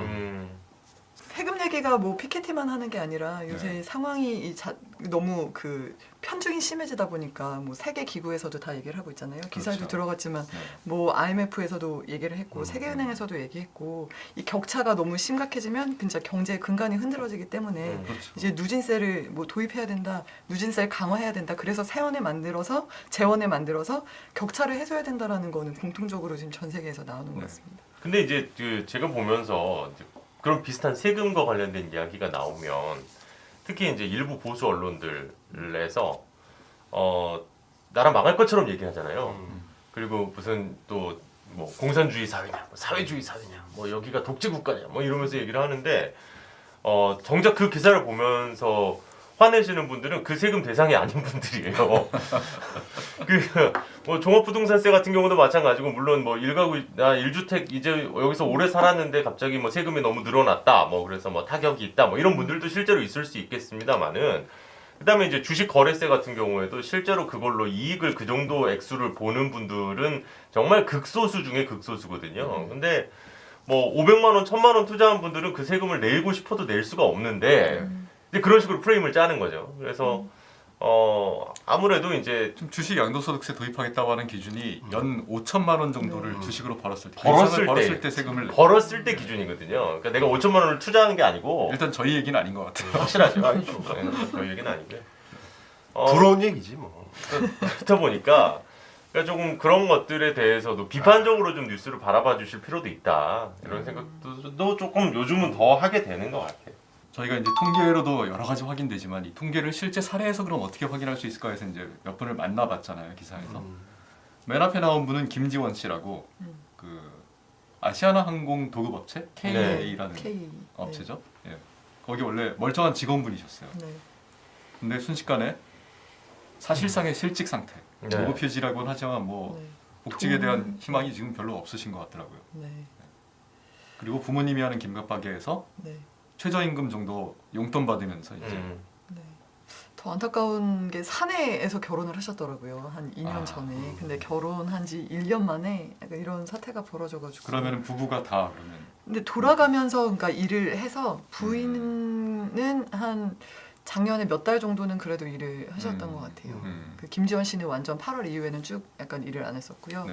근데 같은 팀에서 일했던 사람 중 한 절반 가까이는 뭐 이미 뭐 휴직을 강요당하든 뭐 어떤 식으로든 해서 그 팀을 떠났다고 하더라고요. 이미 그 회사에 남아있지 않은 상태고 왜냐하면 미래를 기대할 수는 없으니까요. 그래도 대기업 직원 같은 경우에는 뭐 어떻게 해서든 정부나 정책으로도 관심을 기울이고 뭐 아시아나가 그러니까 본청인 건데 어쨌든 대한항공에서 인수를 하겠다고 발표를 했잖아요. 근데 거기에 대해서 도급업체를 어떻게 하겠다라는 뭐 계획은 그렇죠. 없으니까. 아시아나항공의 직원들은 뭐 고용승계가 될 수 있겠지만 아시아나항공의 하청업체들은 과연 고용승계가 될 것인가? 뭐 딱히 밝힌 바가 없습니다. 네. 본인도 기대하기 힘들더라고요. 지금도 그 계약을 1년에 한 번씩 했고 같은 업무를 하는데 회사 이름이 3번이 바뀌었대요. 그동안. 네, 구조 자체가 워낙 그 고용 안정성을 뭐 보장받기 힘든 상황인데 이런 상황에서 가장 먼저 고통받는 노동자들이 많고요. 뭐 제대로 된 통계도 참 찾기가 힘들었는데 몇 달 전에 약간 조사했을 때 인천공항 관련해서 일하는 노동자들이 한 6만 명인데 그 한 절반 정도는 그런 상태다라는 게 있었습니다. 항공, 여행 뭐 네. 이쪽은 거의 그렇죠. 초토화됐죠. 네. 근데 이런 분들이 이제 멀쩡한 직장 다니시다가 순식간에 실업자로 비정규직으로 일용직으로 전락하는 약간 그런 케이스들일 거고요. 이제 뭐 그런 기사들도 제법 있었죠. 그 항공기 파일럿이 되기 위해서 거의 뭐 1억 원이 넘는 비용을 들여서 이제 그 자격증을 따야 되잖아요. 그 말하자면 이제 그 면허증을 따야 되는데 항공 면허증을 따 왔는데 입사가 됐는데 이제 이런 상황이 발생해 버리니까 이제 그렇게 됐다. 뭐 이제 이런 경우들도 많이. 그러니까 하도급 업체뿐만이 아니라 우리가 생각할 때는 이제 어쨌든 항공사에서 파일럿이라 그러면 상당히 조금 고액 연봉. 네, 고액 그런 연봉에서 이미지죠. 좋은 직장이지 않습니까? 근데 그런 분들까지도 지금 쉽지 않은 그런 상황들이라는 기사들을 볼 때마다 아 이게 참 풀기가 쉬운 문제가 아니구나. 이 이후가 오늘 김정현 기자도 얘기해 주셨지만 도대체 이 사태 이후는 어떻게 될까 너무 좀 두렵기도 하고. 뭐 임금 노동자도 임금 노동자들이지만 자영업자들 얘기가 이제 그다음에 특히 우리 왜 석 달 전에 우리 10월 30일에 김지경 기자가 방송을 했어요. 그때는 이제 코로나19와 임대료 문제를 그랬죠. 다뤘었는데 그때 만나본 사장이 바로 이 통인동 커피 공방. 네네네. 석 달 후에 다시 한번 찾아가 본 거예요. 네. 어땠습니까? 너무 진짜 전화를 오랜만에 그 커피 공방 사장한테 드렸더니 요즘 어떻게 지내세요? 했더니 바로 첫 마디가 실은 어제 내용 증명을 받았어요. 딱 이렇게 얘기를 하시는 거예요. 나가라고. 네, 나가라고. 근데 일주일 뒤까지 가게를 비워달라. 이게 임대료가 이렇게 몇 달 밀렸으니 계약 해지다. 나가라라는 내용 증명을 바로 받고 그 다음에는 뭐 법원에서 나와서 뭐 이렇게 뭐 붙이고 가고 뭐 그런 일을 여전히 겪고 계시더라고요. 근데 그때도 이게 뭐 코로나 상황 때문에 뭐 온갖 조치들 때문에 영업은 못 하는데 임대료는 그냥 나가야 되고 너무 절박한 상황에 제도는 없다라고 3개월 전에 했던 게 제 아이템이었는데 그 사이에 제도가 바뀐 게 하나도 없고 고통은 더 심각해졌고 그러면서 정말 가슴 아픈 뭐 그 스스로 목숨을 끊는 약간 이런 뉴스들이 최근에 조금씩 나오기 시작했잖아요. 정부가 2.5단계를 수도권에서 실시한 게 12월 7일부터였던 거예요. 그럼 이제 한 달 정도 영업을 아예 하지 못하거나 또는 영업 시간을 제한당하거나 그렇죠. 손님을 받지 못하고 테이크아웃만 하거나 이런 업종들이 이제 한 달째 지금 지속되고 있단 말이에요. 네. 앞으로 한 1, 2주 정도 더 갈 거고 이게. 그럼 이분들은 이거 못 버티죠 진짜 이렇게 되면. 자기 건물에서 장사하는 사람이 몇이나 되거든요. 그러니까 이게 작년까지만 해도 저도 이제 뭐 제 단골 뭐 음식점이나 뭐 술집이나 뭐 있거든요. 그래서 이제 말해 보면 친한 분들이 계세요. 근데 보면 작년까지는 뭐 서로 문자를 주고받거나 어떻게 뭐 코 시국에 어떻게 지내십니까 문자를 주고받으면 답이 뭐 버텨야죠. 뭐 이런 정도 힘내봐야죠. 힘내야죠. 뭐, 뭐 이렇게 얘기가 나오다가 최근에 이제 신년 새해 돼가지고 어떻게 지내십니까 하면 답이 뭐 그렇게 온 분도 있었어요. 저한테 살아서 봅시다. 그러니까 이거는 이제 생존의 문제라는 사투를 벌이고 계시는 사투 말 그대로. 문제는 살아서 다시 봅시다. 뭐 약간 이런 식으로 오더라고요 답이. 그래서 야 이거 이렇게까지 지금 자영업자의 지금 상당수 지금 무너졌잖아요. 그리고 아까 뭐 임금 노동자도 그렇고 그런 와중에 또 한쪽에서는 파티가 지금 또 벌어지고 있는 거예요. 돈잔치가 좀 더 벌어지고 있는 거예요. 그러니까 더 그런 거죠. 정말 좀 암울하고 지금 심각한 상황 같아요. 아니 경기 안 좋다 하는데 슈퍼카는 저렇게 잘 팔리니까. 깜짝 놀랐어요. 그러니까 그때 이제 임대료 편 기존 방송 김진경 기자의 지난 방송 때도 그 얘기를 좀 해주셨는데 해외 사례 좀 우리가 좀 많이 살펴봤었잖아요. 근데 도대체 이 임대료 문제를 어떻게 할 거냐? 그러면 건물주 입장에서도 맨날 얘기를 하는 게 있었잖아요. 나도 전 재산을 투자해서 이 건물 하나 있는데 이게 나의 그거밖에 없는데 그러면 그거를 나보고 벌지 말라 그러면 나보고 죽으라는 소리냐. 뭐 이제 이렇게 된단 말이죠. 그러니까 이제 그래서 해외 같은 경우에는 이제 정부에서 정말 어마어마한 재원을 투입을 해서 양쪽 모두에게 어쨌든 공적 자금을 지원을 하고 있는 거잖아요. 근데 200만 원은 사실 그러니까 뭐 가뭄의 단비일까 싶은데 비가 아닌 거죠. 엄발의 오줌누기도 아니지. 지금 이 상황에서 100만 원, 200만 원, 300만 원 지원하는 게 정말 정부도 알 거야 아마. 이건 정말 생색내기다. 근데 이제 문제는 또 그 재원을 끌어올려면 어쨌든 추가 예산을 또 이렇게 해야 되고 긴급 예산을 편성을 해야 되는 건데. 아니 저는 이 문제를 보면서 좀 화가 나는 게 사실 저는 이 문제를 이렇게 생각해요. 그러니까 우리가 지금 바이러스와 전쟁을 하고 있는 거잖아요. 그렇죠. 근데 그 전쟁의 최전선에다 떠밀어 놓은 사람들이 있어요. 뭐 자영업자들이 그렇죠. 당장 영업 제한 조치를 내리고 돈을 못 벌게 만드니까. 저는 이거야말로 정말 사회재산 침해라고 봐요. 근데 뭐 전시니까 긴급 상황이니까 지금은 정부가 필요에 따라서는 그런 조치를 할 수 있다고 봅니다.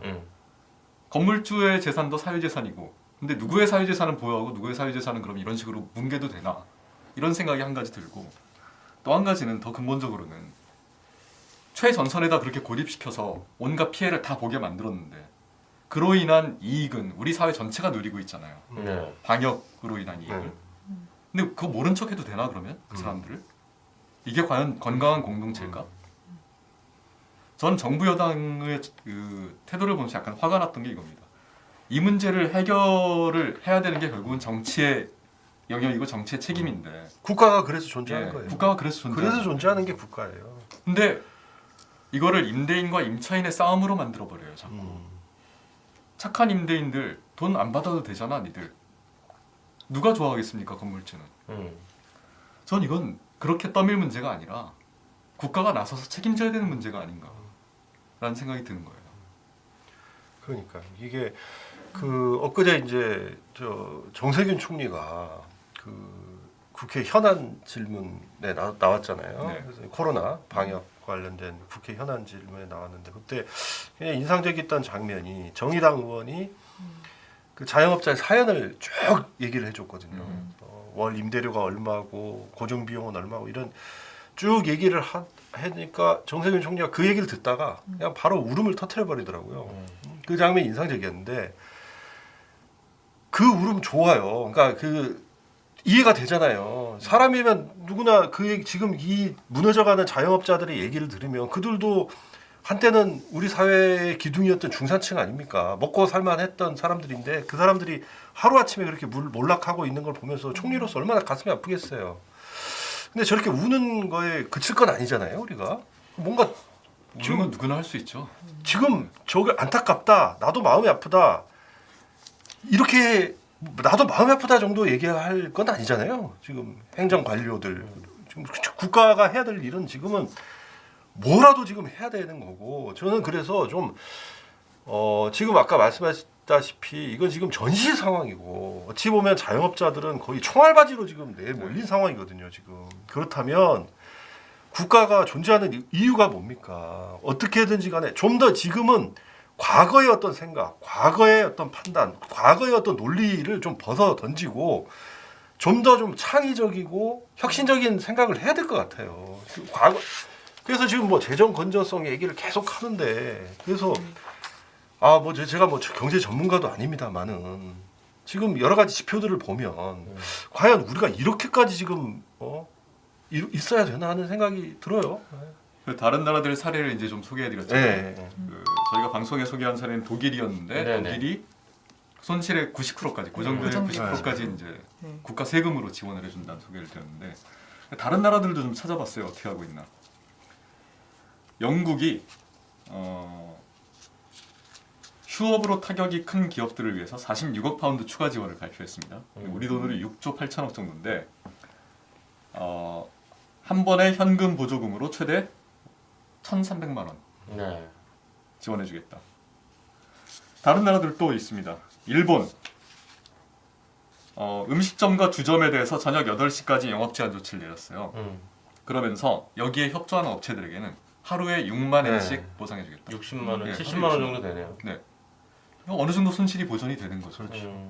일로 따지면은 한 달로 따지면은 뭐 상당히 제법 되는 돈이네요. 지금 바이러스를 좀 우리가 어느 정도 이 3차 파동을 좀 잡고 있다고는 하지만 사실 아직도 불안하잖아요. 불안하죠. 근데 이런 식으로 자영업자를 내몰고 과연 이후에 협조를 기대할 수 있을까? 저는 불가능하다고 봅니다. 그러니까 벌써부터 이제 특히 그 뭐 헬스장이라든지 못 견디잖아요. 지금 못 견디고 지금 여러 가지 이제 행동들이 나오기 시작을 했지 헌법소원도 않습니까? 냈고, 뭐 오죽하면 예산안도 그러시겠냐는 거죠. 네. 그분들 입장에서도. 그리고 영국은 교육 격차 관련해서도 훨씬 더 적극적으로 행동을 하고 있더라고요. 거의 교육 가외를 얘기 좀 해주면서. 해보죠. 진짜. 네네. 어때요, 영국은? 영국은 그러니까 그 지금 미국도 이런 비슷한 아이디어가 나왔는데 아직 실행은 안 들어갔는데 애들이 전 이번에 그 수업하는 걸 보면서 진짜 충격을 받았거든요. 옆에서 저는 그 자녀가 그 줌 수업을 듣는 자녀가 없어가지고 처음 봤는데 아기가 아직 어리죠. 네, 이게 수업이라고 볼 수 있나? 약간 그냥 1시간 정도 그러니까 그것도 한 일주일에 한두 번 아니면 뭐 좀 더 많은 어쨌든 격차가 있긴 한데 그것도 근데 선생님이 그냥 수업 이렇게 온라인으로 누구 부르다가 한 10분 가고 그 와중에 누구는 화장실 갔다 올게요 뭐 이러면서 한 20분 정도 얘기하는데 이 나머지는 그냥 혼자 동영상을 그냥 보는데 제대로 보지도 않고 아니 이거를 교육이라고 할 수 있을까라고 저는 좀 충격을 받았거든요. 근데 여기에 대해서 너무 또 격차가 벌어지고 있고 사교육을 받을 수 있는 아이 아니면은 그냥 공립학교와 초등 그 뭐 사립 초교를 보내는 뭐 가정 이것도 너무 차이가 벌어지고 있는데 거기에 대해서도 우리나라 정부는 뭐 정책이 없는 건 아니지만 이걸 어떻게 줄일지에 대한 고민이 적어 보이는데 영국 같은 경우는 훨씬 더 적극적으로 가외 정책이라고 해야 되나요? 그러니까 부족한 격차가 떨어지는 아이들한테는 교육을 시켜주는 그런 게 있고 미국에서도 아이가 나오는 게 거의 그 전국 그 학생들의 절반에 대해서 가해를 시켜야 한다. 아니면은 뭐 여름 프로그램을 뭐 따로 만들어야 된다. 거기에 대한 그 뭐 재산 그 들어가는 예산 규모가 거의 뭐 수십조로 예상을 하는데도 이걸 안 했을 경우에는 우리 미래 세대를 이 세대를 아예 버리는 게 되고 장기적으로는 이게 우리 경제에도 큰 악영향을 준다고 하면서 그러니까 이걸 투자라고 생각을 해야 돼요, 사실은. 왜냐하면 그렇게 격차가 한번 벌어져서 한 세대 뒤에 우리 사회가 그걸로 감내해야 될 비용과 손실을 생각해 보자고요. 저는 이러다가 대한민국이라는 나라가 두 개로 쪼개질 수도 있다는 생각이 듭니다. 아니 그러니까 당장 그 우리 보도에도 나왔지만 벌써 학력 격차, 포물선이요. 포물선. 그러니까 웬만큼 공부 좀 하던 애들도 다 지금 떨어진 거 아니에요? 푹 꺼졌죠, 가운데. 푹 꺼졌죠, 그래프를 가운데가. 그리고 상위층으로 이동하거나 아예 하위층으로 아예 떨어지거나. 확 이동하거나. 그러니까 우리가 흔히 알고 있는 성적 분포도를 보면 이렇게 그러니까. 돼야 되잖아요. 그렇죠. 근데 걔가 이렇게 되고 있는 거잖아요, 지금. 그러니까 공부 잘할 수 있고 집에 돈이 좀 있는 애들은 이 기회에 사교육 왕창 더 받고 그러면서 공부 더 잘하게 되고 성적 올라가게 되고 아 참 이게 심각한 것 같아요. 또 사립학교도 좀 소개해드렸는데 저는 그거 보면서 약간 개인적으로 보낼 걸. 이럴 줄 알았으면 우리도 돈 들여서 사립학교 보낼 걸. 애들 약간 좀 안쓰럽거든요, 집에서 보면은. 일주일에 한두 번 정도 뭐 원격으로 그 줌 수업 한다고는 하는데 학교 아예 안 가죠. 뭐 집에 하루 종일 틀어박혀서 근데 그나마 이제 저만 해도 직장 생활 안정적으로 하고 있고 그러니 노트북 하나, 큰애는 노트북, 작은애는 태블릿 쥐어주고 이제 그걸로 봐요. 근데 보면은 기기도 못 구하고 통신도 사정이 여의치 않은 집들이 상당히 있는 거 아니에요? 그 이번에 보도에 나온 사례가 그렇잖아요. 네, 그러니까 그 수업에 못 들어가가지고 학교에 10번 넘게 찾아갔다는 것도 참 저는 가슴이 아프더라고요. 네, 그 뭐 한부모 가정에 뭐 기초생활 수급자시고 또 아기들 둘 뭐 혼자 키우시고 그런 어머니신데 이게 한 지원금이 뭐 한 130만 원, 110만 원, 120만 원이었나요? 근데 이 중에 새로 장만한 휴대전화 플러스 뭐 여기에 대한 뭐 통신비 해가지고 한 20만 원 정도가 드니까 그것 때문에 약정으로 뭐 할부 기계값도 나가고 3명 묶어가지고 가장 싼 걸로 하고 뭐 해가지고 한 20만 원 정도 드신대요. 근데 이게 그 이것도 엄청 부담이어가지고. 부담이죠. 네, 저희는 요새 당연히 다 음식 시켜 먹는다고 얘기하잖아요. 근데 요새 음식 시켜 먹으세요 했더니 아 그렇게 비싼 거는 못 먹는다고. 애기들 치킨 먹고 싶다고 해도 못 사주신다고. 그냥 전단지를 비교해가지고 가장 싼 데를 찾아가지고 이렇게 그 아껴 인터뷰에 먹는다고 그게 하시니까. 있었죠. 한 끼 배달 음식 먹을 정도의 돈이면 우리 네. 이틀을 먹는다고 얘기를 하시죠. 그러니까 급식도 지금 사실상 중단되죠. 아 그러니까 얘도 공부도 문제인데 일단 먹여야 될 거 아니에요. 그게 정말 그러니까 우리가 흔히 맨날 얘기하는 그 의식주. 네. 정말 인간이 살아가는데 가장 기본이 된다는 그 의식주 중에 애들 밥 문제가 또 참 그게 뭐 의식주에 진짜 다 변화가 나타나고 있더라고요. 그 제가 그 했던 거 보면은 잠자는 시간 같은 경우에도 그 고소득층인 집 애들은 변화가 없다의 비율이 높고 약간 저소득층 그 자녀들은 변화가 크다 쪽에 나타나고요. 그다음에 패스트푸드 음식 같은 경우에도 그 고소득층 애들은 먹는 게 줄었다. 그다음에 저소득층 가정 같은 경우에는 먹는 게 늘었다. 이게 다 생활에 영향을 주고 있습니다. 그리고 그것뿐만 아니라 그 저소득층 같은 경우에는 약간 보호의 측면도 공교육에 있었잖아요. 그렇죠. 근데 돌봄의 영역이 있었는데 그냥 집안에 어떻게 보면 방치가 되면서 그냥 부모들의 약간 그 신체적 위협이 늘어났다. 이런 답변도 상당히 늘어났고 학교에 가지 않고 집에서 하루 종일 부모와 붙어 있으니 네, 그러면서 뭐 혼자 방치되는 뭐 그 시간 같은 것도 당연히 훨씬 더 길고요. 뭐 많은 생활에 정말 영향을 받고 있었습니다. 그러니까 약간 여기 뭐 기사에서 본격적으로 다루진 않았지만 이런 점들로 추론해 보면은 사실은 학대에 노출되는 것도 상당히 걱정이 돼요. 맞아요. 기존에 학교에 갈 때는 어느 정도 학교에서 체크도 되고 근데 하루 종일 집에 있으면 사실 무슨 일이 벌어지는지 알 수가 없잖아요, 우리가. 그리고 제가 쓰고 싶었지만 못 다룬 게 또 돌봄의 공백 문제였는데요. 이게 저 같은 워킹맘한테는 너무 절실한 문제여서 이게 학교는 일단 오지 말라고 하는데 회사에서는 똑같이 일하라고 하니까 이 엄마들의 아우성이 진짜 너무 심했거든요. 제가 통화를 한 분은 금요일에 갑자기 그 학교에서 그 애들 학교에 못 오니까 보내지 마세요라고 연락을 받은 거예요. 그래서 월요일에 오전에 갑자기 급하게 반차를 쓰고 학교 가서 울고불고 해서 제가 진짜 보낼 데가 없습니다. 다른 방법이 없습니다라고 해서 겨우겨우 자기 자녀만 그 돌봄 교실에 넣었다고 하더라고요. 근데 이게 정상적인 사회냐고. 그리고 회사에 가서도 제발 그 재택근무를 하게 해주세요. 재택근무를 하면서 애 돌보고 싶습니다. 상황이 이럽니다. 얘기를 했는데 전혀 듣고 있지 않다가 회사에서 일하다가 밀접 접촉자가 된 거예요. 같은 팀에 누가 걸려서 그때서야 겨우 재택을 하게 된 거예요. 그래서 2주 지난 다음에 그래서 기대를 했다. 이걸 재택으로도 일을 할 수 있으니까 이제 받아들여 주겠지 했는데 바로 출근하라고 연락이 와서 진짜 이거를 퇴사를 해야 되겠다라고 마음 먹고 이렇게 얘기를 하고 있다라는 분이랑 통화를 했었거든요. 사실 이제 조승원 기자나 저는 20세기에 기자 생활을 시작했어요. 근데 그때 기자가 되고 나자마자 IMF 외환위기가 터졌습니다. 저는 이제 사회부에 있으니까 사건 기자들이었으니까. 근데 야근을 하다 보면은 하루에 한두 건, 많게는 서너 건씩 꼭 목숨을 끊는 분들의 얘기들이 이제 취재가 돼요. 경찰서를 돌다 보면은. 근데 당시 가장 기억나는 게 빙초산을 드셨다, 마셨다. 그다음에 농촌에서는 파라쿼트라고 농약이 있어요. 굉장히 치사율이 높은 농약인데 이걸 먹고 스스로 목숨을 끊는 분들이 너무 많았어요. 저는 그때는 사회 경험이 없었으니까 우리 사회에 원래 이렇게 죽는 사람들이 많구나 라고 생각을 했습니다. 그런데 몇 년 지나고 알았어요. 그게 경제 위기가 닥치고 나서 미친 듯이 폭증을 했던 거예요. 그 시기에. 저는 최근 돌아가는 상황들을 보면서 이러다가 바이러스가 죽이는 사람보다 이런 사회적 고통으로 경제적 위기 때문에 사람들이 입는 피해가 훨씬 더 커지진 않을까? 그걸 걱정을 공포감이 많이 드시겠어요.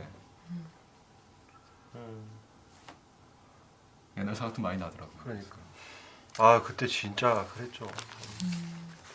경찰서 수습 시절이었는데 수습 시절에 보면 이제 수습 기자 시절에는 일선 경찰서 이제 형사계 그 당시만 해도 다 들어가서 취재를 했으니까 하다 보면 저 아직도 기억이 나요. 제가 은평 경찰서 그때 새벽에 이제 이렇게 돌아다니다 보는데 어떤 그 교복 입은 여고생이 울고 있더라고. 그래서 물어보니까 딱 그런 사연인 거예요. 네. 아버지 IMF로 도산하고 해서 아버지가 극단적인 선택을 하신 거예요.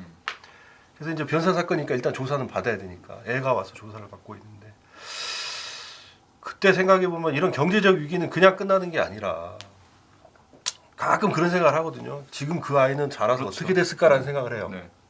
제가 20년 전에 그 아버지가 그 IMF로 망해서 스스로 목숨 끊은 그 가정의 애는 어떻게 자랐을까를 또 생각을 하거든요. 그러니까 지금 나오는 이런 여러 가지 경제적 위기 이게 지금 끝나는 게 아니고 10년, 20년 이후까지 쭉 이어질 수 있는 거 아니겠습니까?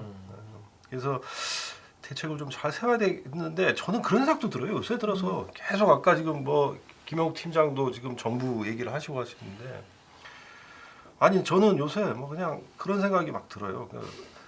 경제 관료들이 저 일주일에 한 번씩은 무조건 좀 현장에 나가가지고 좀 봤으면 좋겠어요. 진짜 총리가 정세균 총리가 좀 지시했으면 좋겠어.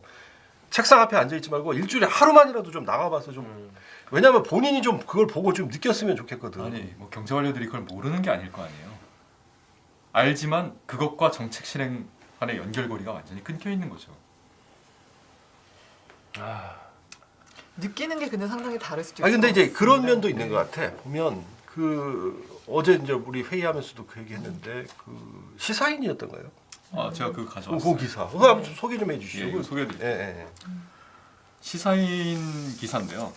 천관열 기자가 쓴 기사입니다. 11월을 조사했어요.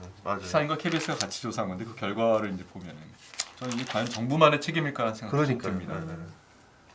마스크를 안 쓴 사람을 정부가 처벌해야 되냐라고 물어봤더니 5월엔 47%가 처벌해야 된다라고 답했는데 11월이 되니까 89%로 올라갑니다. 근데 이건 뭐 크게 주목할 만한 건 아니고 그 다음 게 이제 저는 주목이 됐습니다. 이 코로나로 인한 위기로 지원해야 되냐? 그럼 손실을 입은 사람들을 자영업자에 대해 지원해야 되냐? 45%. 일본은 72%입니다. 비정규직 노동자를 지원해야 되냐? 44%. 일본은 69%입니다. 일본하고 비교를 했어요. 같은 조사를 한 거죠, 일본에서. 똑같은 설문조사를 일본하고도 하고 한국에도 하는데 이렇게 청년 구직자들을 지원해야 되냐? 한국은 35%에 그쳤습니다. 일본은 56%가 지원해야 된다고 답했어요. 중소기업 지원해야 되냐? 한국은 30%에 그칩니다. 일본은 66%가 지원해야 된다고 합니다. 근데 이 지원해야 된다는 응답 비율이 더 떨어져요. 5월보다. 5월만 해도 자영업자에 대해서 57%가 지원을 해야 된다고 답을 합니다. 근데 이게 45% 떨어집니다. 훨씬 더 팍팍해지는 거예요, 사람들이. 그렇죠. 네. 나도 힘든데 왜 쟤네만 도와줘가 되니까 사람 마음이라는 게. 코로나 재난 국면에서 정부가 세금을 올린다면 넌 어떻게 생각합니까? 라고 물어본 거예요. 반대가 56%, 찬성은 29%. 저는 이걸 보면서 공동체가 뭔지에 대해서 다시 좀 생각을 해보게 되더라고요. 이런 위기 국면에서 누군가는 최전선에 고립돼 있고 누군가는 저 뒤에 처져서 낙오되고 있는데 우리 그냥 각자 알아서 살면 되는 건가? 그럼 국가는 왜 존재하는 걸까? 저는 정부뿐만 아니라 정치권 그리고 우리 모두가 함께 이 문제를 좀 지혜롭게 풀어야 될 게 아닌가라는 생각이 좀 많이 들었습니다. 그래서. 그리고 재정 건전성 얘기하는데 그러니까 아니 사람 죽여놓고 재정 건전성 얘기할 겁니까? 아니 그리고 이제 물론 경제 규모의 차이가 있습니다만은 미국이라든지 이런 유럽 국가들에서 돈 푸는 액수를 보면 그리고 이제 그 부채 비율 얘기 맨날 우리 하잖아요. 그러니까 뭐 재정 건전성 그저 방금 말씀하시네요. 되게 낮아요 우리나라 부채 비율 낮은 OECD에서 되게 낮은 편이잖아요. 그리고 미국은 무슨 진짜 하늘에서 뭐 현금을 뭐 헬리콥터로 뿌렸다 뭐 이런 얘기 초반부터 나왔잖아요. 코로나 아주 초반에 나왔던 그런 기사인데 진짜 지금도 벌써 사실 위태위태합니다만 이게 코로나가 끝나고 이걸 얼마만큼의 사회적 비용이 들여서 이걸 다시 정상화 지금이 쌀걸요. 아무리 생각해도 지금이 쌀. 그러니까 이제 뭐 어차피 통화 정책은 한국은행이 하는 건데 이거는 이미 뭐 지금 0.5%까지 낮춰가지고 더 내릴 수도 없는 상황이에요. 제로금리니까 통화 정책은 이미 쓸 만큼 쓴 거고 그럼 나머지 이제 재정 정책인데 이걸 갖고 뭐 정부가 나서서 지금 그런 온갖 그 통계 수치 되면서 우리 아직 쓸 여력 있다 해서 쓰자고 좀 얘기를 하면 이제 또 온갖 데서 난리잖아요. 무슨 뭐 너네 뭐 베네수엘라 될 거냐 뭐 이런 소리 나온다고. 이런 소리 나오니까 못 하는 건데 아까도 얘기했지만 지금은 전시고 제가 뭐 저는 뭐 이재명 지사의 뭐 어떤 그 구체적인 지원 방식에 대해서는 뭐 보편적으로 다 지급해야 된다 뭐 이거는 뭐 논란이 있다고 보지만 그 말은 굉장히 인상적이었어요. 전시에 수술비 아낀 게 무슨 자랑이냐라는 말은 그거는 좀 새겨들어야 되지 않나라는 생각을 했습니다. 저는 뭐 당연히 재정 규모도 늘려야 되지만 그걸 어떻게 쓰는가도 굉장히 중요하고 그렇죠. 돈을 그냥 풀면은 사실은 저희 인터뷰도 나오지만 그 돈을 누가 땡겨갈까요? 맞아요. 신용도가 높거나 담보가 있거나 즉 재산이 있거나 또는 둘 다 있거나 이런 사람들이 대부분 땡겨갑니다. 맞아요. 그 사람들이 대출도 받는 거고 저금리로 그리고 그 사람들이 그 대출 받은 돈으로 자산도 불리는 거예요. 저는 그렇게 풀 돈이 아닌 것 같아요. 그렇죠. 지금 맞습니다. 정말 어려운 사람들 누가 가장 지금 수술대 위에서 죽어가고 있나 이것도 좀 생각을 해봐야 될 문제고 재원 문제로 다시 돌아가면 결국은 뭐 채권을 찍어내든 뭐 국채를 발행하든 어쨌든 세금을 올릴 수밖에 없는 문제입니다. 이건 우리 모두가 같이 부담해야 되는 문제죠. 아까도 잠깐 얘기했지만 왜 IMF나 세계은행도 지금 누진세 강화해서 격차를 줄이는데 쏟아부어야 된다라고 얘기를 하잖아요. 그 다 생각이 있는 거죠. 그쪽도. 지금 비용을 쏟아붓지 않으면 나중에 훨씬 더 큰 대가를 치르게 될 테니. 그러니 지금 누진세 올려서 재원 마련해서 쏟아부으라고 얘기하는 거죠. 그리고 무슨 K-pop IMF나 IDRD 같은 데가 무슨 사회주의 아니잖아요. 그리고 아까 뭐 스튜디오에서 K-회복 얘기 나왔었지만 네, 이게 K-회복. 회복이 되더라도 이 끼치는 영향이 이렇게 벌어질 거다라고 네. 얘기하는 거잖아요. 그런 점에서 더 일찍 준비를 해야 될 것 같습니다. 아 그리고 지금 좀 급한 것 같아요. 네. 아 그러니까 뭐 지금 뭐 이렇게 우리가 무슨 지금 상황이 좀 급한 상황인 것 같아요. 올 겨울 특히 이번 겨울 아주 급한 것 같아요. 그래서 이거는 다른 모든 문제 떠나서 지금은 가장 시급하게 이걸 논의를 해야 될 것 같아요. 지금 그러니까 다른 거 떠나서 지금 하고 있다가 그렇게 해가지고 완전히 아작 나버리면 그때 가서 정책 내놓는데 무슨 소용이 있겠냐고. 이거는 응급 상황이라는 걸 좀 생각했으면 좋겠어요, 진짜. 그러니까 찔끔찔끔 100만 원, 200만 원, 300만 원을 지원할 게 아니라 손실을 보전하고 재개 발판을 마련해 줘야죠. 또 해고되신 분들도 마찬가지고. 그래서 그 인터뷰에도 보니까 그런 얘기 나오대. 보니까 그 자영업자 한 분 나와서 이거는 지원이 아니다. 이거는 정당한 보상을 받아야 된다. 그럼요. 얘기를 하시는데 국가가 영업을 제한한 건데요. 뭐 국가가 우리 전체의 방역을 위해서 너네 손실을 감수해라고 강요한 거 아니에요? 사실 어떻게 보면 그거에 대한 거는 지원 이걸 갖다 무슨 정부가 무슨 시혜를 베푸서 이런 차원의 문제는 아닌 것 같아요. 이거는. 헌법소원까지 냈죠. 그래서 네. 위헌적 조치라는 뭐 심정적으로 충분히 이해가 갑니다. 그럼요. 정말. 아니, 그러니까 정부가 지금 이렇게 고강도의 방역 정책을 펴는 거를 우리가 비난할 수는 없죠. 안 그러면 사회 전체에 코로나가 퍼져가지고 무너질 수 있으니까. 다만 그렇게 고강도의 정책을 펼 때에는 그걸로 인해서 생계가 무너지고 삶이 파괴된 사람들에 대한 대책은 세워줘야 된다는 거죠. 사람 살리자고 하는 건데요. 사실. 그리고 그것이 지금 너무 시급한 문제라는 거예요. 지금.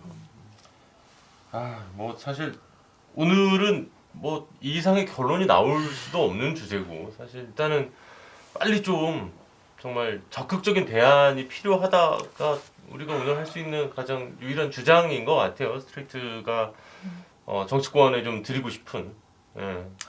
한국 정부나 한국의 정치가 가장 취약한 게 바로 이런 부분인 것 같습니다. 다른 나라들과 비교해 보면 다른 나라들은 아무리 정쟁을 하더라도 이런 문제만큼은 적극적으로 일사천리로 그냥 가버리잖아요. 우린 왜 안 될까요 이게? 모든 거를 다 정파적으로 놓고 이렇게 해서 반대하고 하고 언론 지형도 그렇잖아요. 그러니까 재정 관료들의 저항이 너무 심하고 고정관념에 틀어박혀서.